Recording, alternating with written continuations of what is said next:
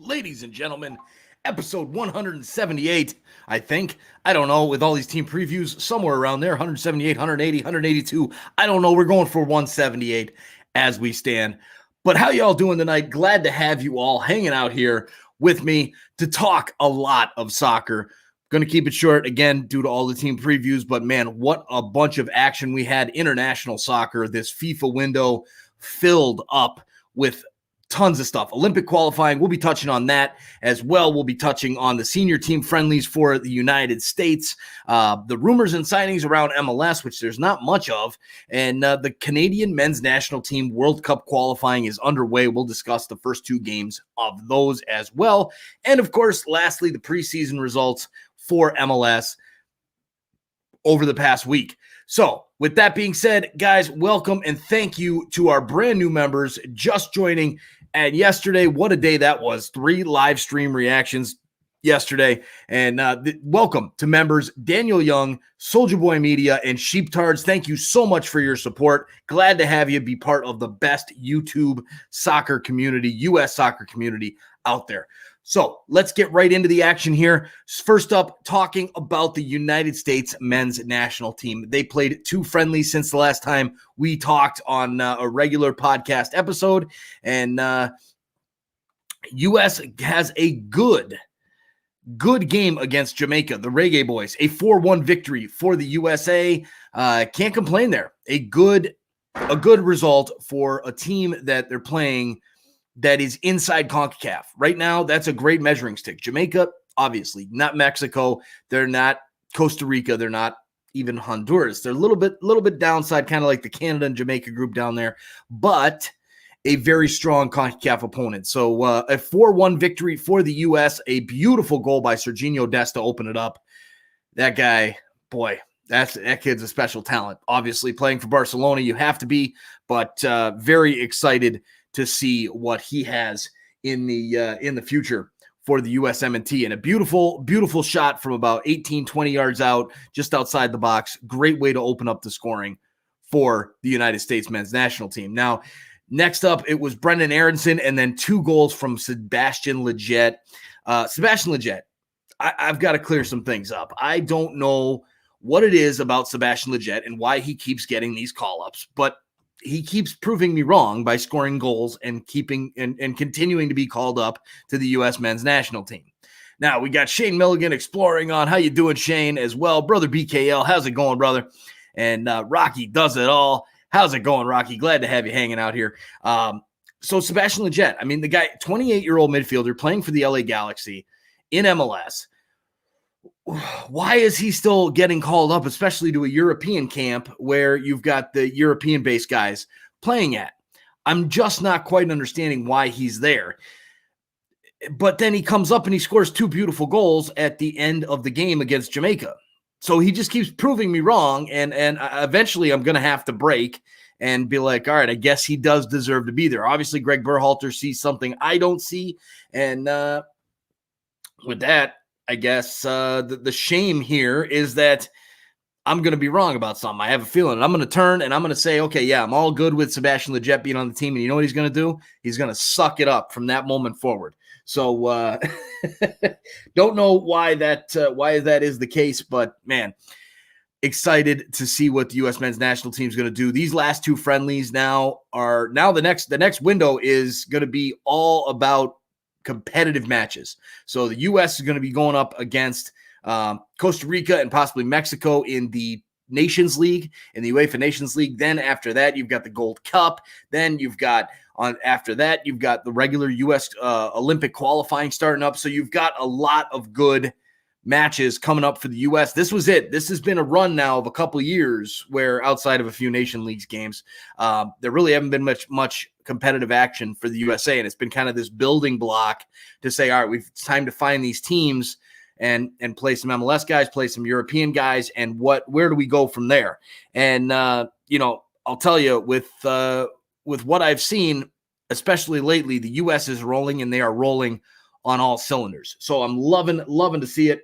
And Now, speaking about the second game, which was a very, very good game for the USA over Northern Ireland, 2-1, a big time result. US has not won on European soil. They don't win very often.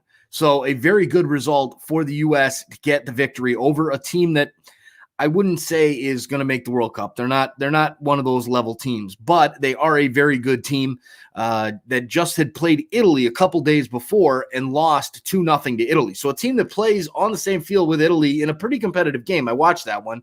To play the United States in the friendly then, and the U.S. to be able to get the result they did, that bodes well for the future of U.S. soccer, especially for this game being the one that's finishing it off for their run before their competitive matches.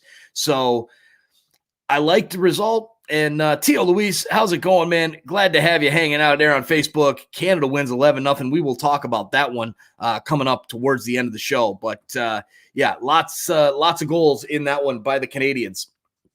But back to the U.S., Northern Ireland, a good result. Reyna and Pulisic with the goals for the United States in that one. Reyna with a deflected shot, but I mean, man, it wasn't pretty, but it's a goal. And I'll tell you, you stress it at every level of soccer, from kids soccer all the way up to the pros. Just put the ball on the net, and good things will happen. And they did that, and good things happened. And that goal was a big time goal to get the icebreaker, so to say. And then Reyna gets that goal. And then right after that, Pulisic gets the penalty kick and buries home the penalty kick. Not the best penalty taking in the world, I will add. Was just slightly to the right of the center of the goal and wasn't the greatest. But doesn't matter. It went in, right? So that's the main thing. It went in, and that gave the U.S. the 2 goals that they needed to get the victory, 2-1 over Northern Ireland. So good to see Pulisic back in action now. You know, he played for Chelsea, not necessarily playing because he is coming off the bench every once in a while. Hasn't been starting for Tuchel as well as Lampard before Lampard got sacked. But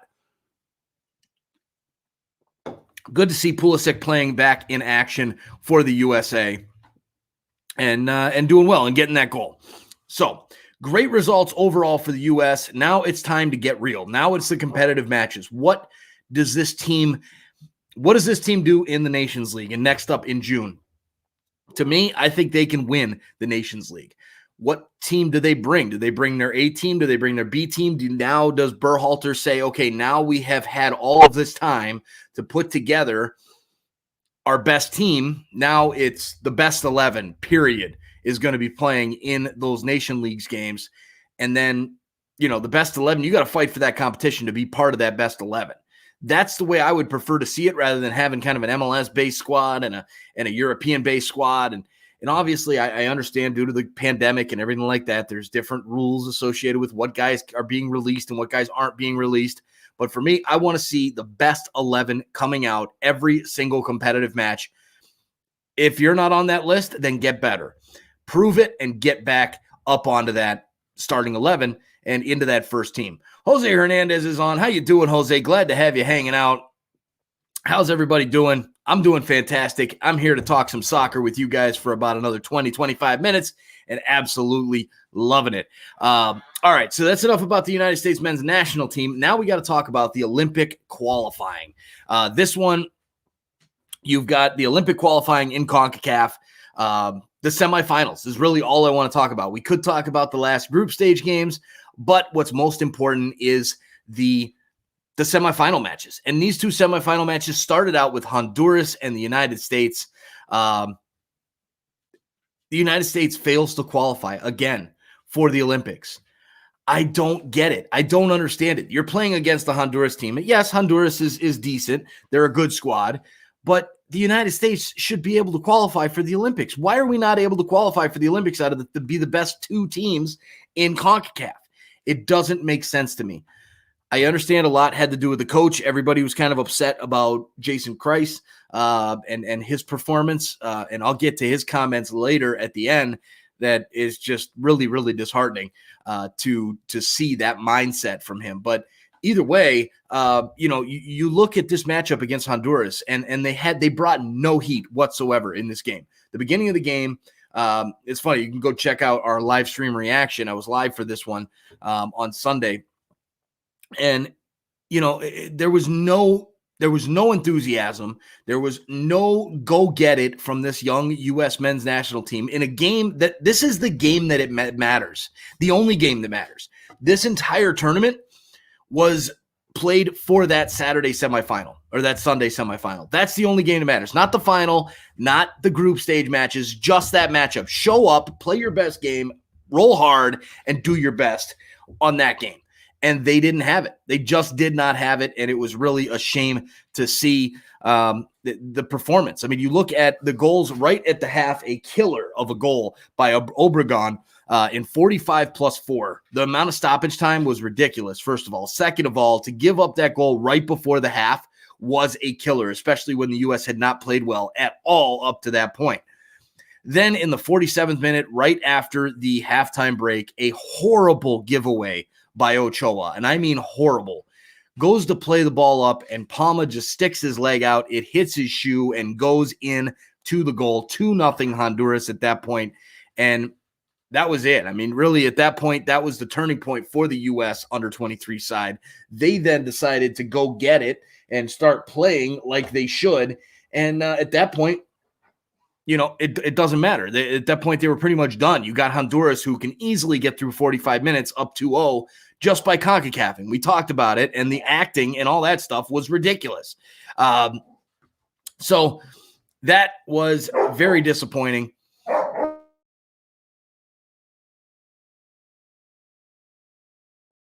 All right, so that was really disappointing to see.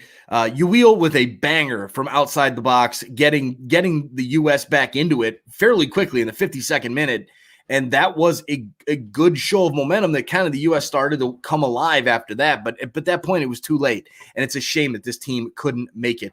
Jose Hernandez says, Olympics, I'll state this USMNT had better recourses going against the Honduran team. Literally, Ferrer's market value costs more than the Honduras whole team. There's no excuse. There really isn't. There really isn't. And he wanted to see another USA-Mexico game. Unfortunately, yet again, the USMNT didn't make it to the final or book a ticket.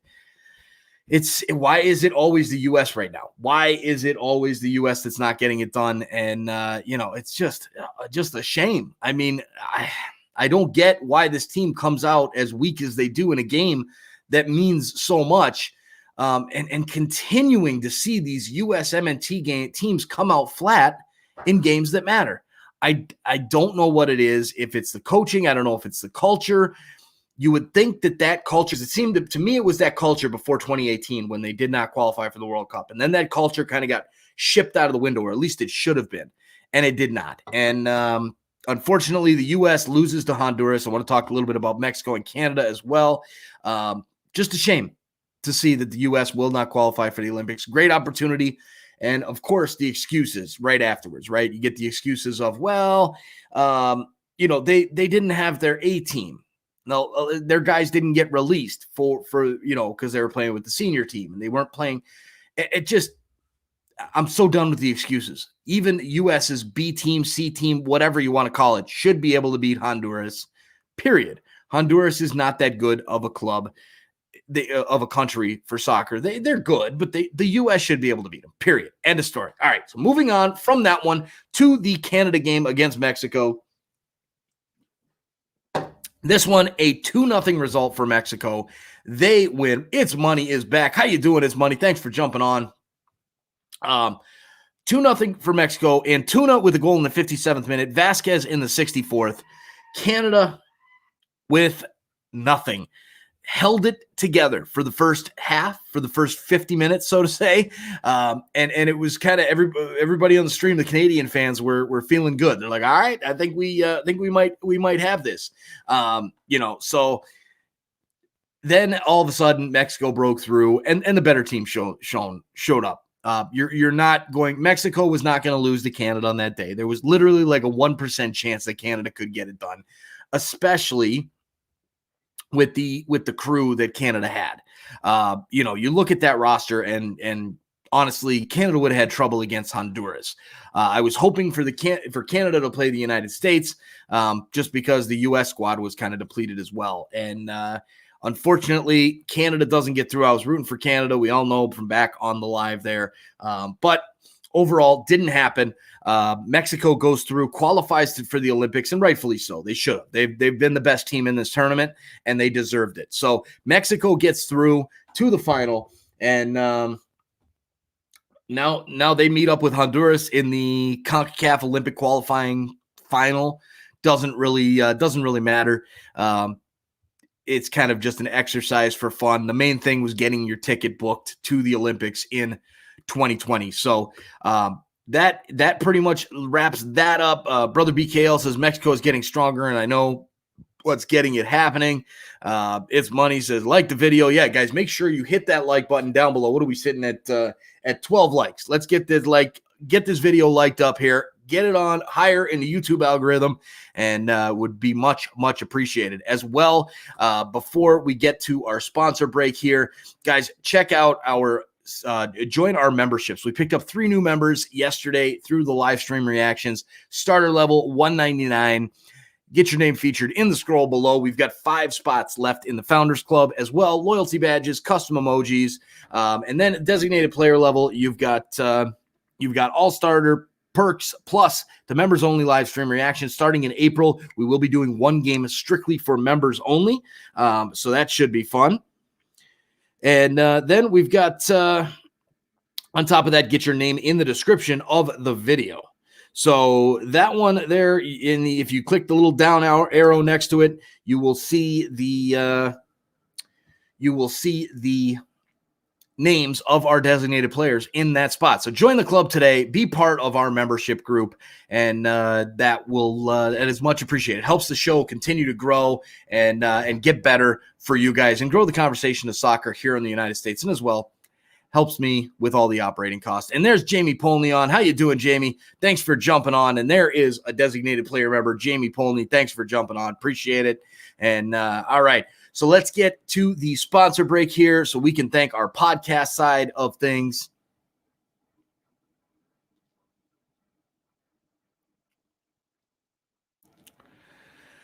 So next up, we're going to discuss the rumors and signings from around MLS. Not too much to discuss here in these. We've got, as far as the signing, Gabriel Heinze, the coach for Atlanta United, does confirm that center back Alan Franco will be joining the Atlanta United side. So this was kind of a report back in a couple weeks ago. We reported on it, and now apparently it's done. Apparently it was supposed to not happen, then it was going to happen, then it wasn't going to happen, but now apparently it looks like it is done, that Gabriel Heinze apparently confirmed that as getting done. Also, for some of the other news, we've got, as far as players go, not much, because there's the Whitecaps FC. They did loan Jasser Kamiri, their center back, down to their USL side. Jasser Kamiri, a young player who is definitely... I think he's going to be good in a few years, but he's not quite ready for MLS yet, and that showed last season in the minutes that he did get. So he's heading down to the USL, and really not a ton of other stuff there. A lot of talk about Tajon Buchanan now. A lot of teams in MLS trying to get him from the Revs since the Revs, the Revs are the Revs. They don't sign, a lot. They don't pay anybody. And a lot of teams now liked what they saw from Tajon Buchanan in the World Cup qualifiers. So a lot of talk about that. Now, moving down the list here, apparently a Brazilian team is interested in Atuesta from LAFC, Palmeiras, and Grêmio. So 2 of the bigger clubs, Palmeiras, very good club there. They're interested in Eduard Atuesta, the 23-year-old was a designated player for LAFC. Very, very strong player there, Eduard Atuesta. Definitely like that player. Hope he stays around in MLS, especially for our LAFC fans there. All right, so here, Raymond Orozco. How you doing, Raymond? Thanks for jumping on. Says, was that the best under-23 team of MLS players? I know are better players playing in Europe and cannot play in qualification. So back to that that was apparently the best of the under 23s that were available outside of the players that are over in Europe and the under 23s that were playing for the senior team.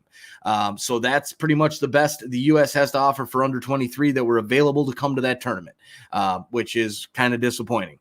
So, all right. So moving right on down the list to another story here, the MLS qualification for the Open Cup was revealed. This is going to make things very interesting in the first half of the season, so to say. The first maybe 3 weeks of MLS play is what it is. So it's going to come down to the top teams in the highest number of regular season points per game at the conclusion of the first 3 weeks of MLS play. Then will qualify for the U.S. Open Cup, Lamar Hunt Open Cup. So if you want to get into that tournament, you're going to have to play a lot better, and that should make the first few weeks even more exciting than they already are, because we all know opening day is awesome. And then you've got after that, you kind of see a little bit of a lull. So hopefully this will play into things. And I think MLS knew this was coming, especially when you look at the Canadian teams playing each other in the beginning of the season, to not kind of mess that qualification up for the U.S. Open Cup. All right, so U.S. Open Cup, excited for that tournament. We'll be giving my predictions for that one in the MLS season preview episode that I'll be launching probably a week before the season starts.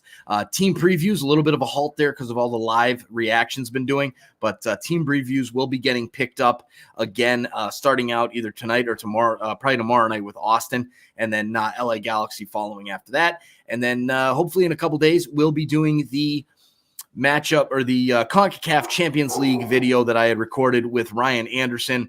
That one there will drop in a few days, getting ready for CCL, which is just over a week away. So just starts on the 6th. So that's only 8 days away from now. So definitely excited for CCL to get started. And brother BKL is hyped for the U.S. Open Cup. Can't wait for that one as well. All right, lastly, we're going to talk about the Canadian men's national team and their qualifiers in this one. So the Canadian men's national team, the first one was 5-1 victory over Bermuda in Exploria Stadium there in Orlando. They're based out of Orlando since the Canadian government, again, will not let these players come into the country and go in and out. So all these Canadian, the Canadian teams are suffering right now. All of them, national teams, MLS teams, they're all suffering. They're all down in Florida, which I guess that's not really suffering, because if I got to go be in Florida, I'd be happy with that weather, right? That in March, you get to go hang out in Florida. I'll take it. So looking at the group, Canada's group is Canada at the top right now, and then you've got Suriname, Bermuda, Aruba, and the Cayman Islands. So the Cayman Islands, after the result today, which, as I believe it was brother BKL had stated there, was 11-0 for the Canadian men's. Oh, it's Tio Luis, Canada winning 11-0 over on Facebook. Tio had let us know. And this shows now that Cayman Islands has been eliminated, and Canada is now at top of the group. So a couple of big-time victories for the Canadian team, and they are coming out and playing hard. They're not just screwing around saying, hey, we're going to play a B team, and try and get through this qualification round. They're going for it. They're going hard. The 5-1 win over Bermuda, Kyle Larin, the former Orlando City man, with the hat trick. Then Richie Larea from Toronto FC gets a goal, as well as Corbineau. Now for the Cayman Islands matchup, 11-0. Holy cow. What a game that was. Was hanging out watching Ryan Anderson's live stream reaction for that one. And that was a crazy, crazy game. I think they had 6 at the half and then finished off with 11 goals. I mean, they came from everywhere. Alphonso Davies had a penalty kick, just goals every single few minutes for the U.S. or for Canada. A great, great performance there. So now Kyle Larin has 4 total goals in the 2 games. Lucas Cavallini got a couple goals. He's got 3. Alphonso Davies with 2. Mark Anthony Kay with 2 as well. Very exciting game there for the Canadian team. So brother BKL says those Canadians are really good this year. They came strong, hot, and outstanding. They did. They played very, very well. And then, so there's Jose Hernandez talking about Suriname. Lineup are all mostly Eredivisie, and some in Serbia and Cyprus. One is Galatasaray. Suriname are dark horses. They are. They are close to the top of the group there with Canada right now based off of goal differential. So looking at that goal differential right now, with the victory today, Canada took their goal differential up to plus 15. Suriname, their goal differential is plus 9 after the 2 victories. So Bermuda and Aruba just got crushed 6-0 in their game. And Suriname beat Bermuda by a score of, where is it? There. Suriname beats Bermuda, or plays Bermuda on June 4th. But Suriname played Aruba and won 6-0. And then are playing, where is it here? Played the Cayman Islands to a 3-0 game. So the Cayman Islands that just lost to Canada 11-0, that Suriname only won 3-0. So I think Canada's going to be okay there, but good point there by Jose Hernandez about Suriname and their lineup being a lot of players that are based in Eredivisie, which is a very good league over in Holland. All right, so Canada, exciting times for them. Again, they'll match up possibly with Haiti if they get through this group, and that's a dangerous two-leg tie to get into the Octo. But right now, I like Canada's chances to get into the Octo as things stand right now. All right, moving right along to the last segment here. Want to talk a little bit about the preseason results in MLS, some of the games that came through here over the past week. You've got Minnesota United laying a beatdown on the Charleston Battery, a 9-0 over the USL side. That's what you're supposed to do against USL opponents, right? You're supposed to go in, you're supposed to smash them and score 9 goals, just like Canada did against the Cayman Islands today. That's what they're supposed to do. They're supposed to win 11-0. Same thing with these MLS sides over the USL sides, even in preseason. This is the kind of result I want to see from MLS teams. Good result there by Minnesota. They've got 2 goals from Nico Hansen as well. They had Juan Aguadelo, Tim Way's brother, Patrick Way got a goal.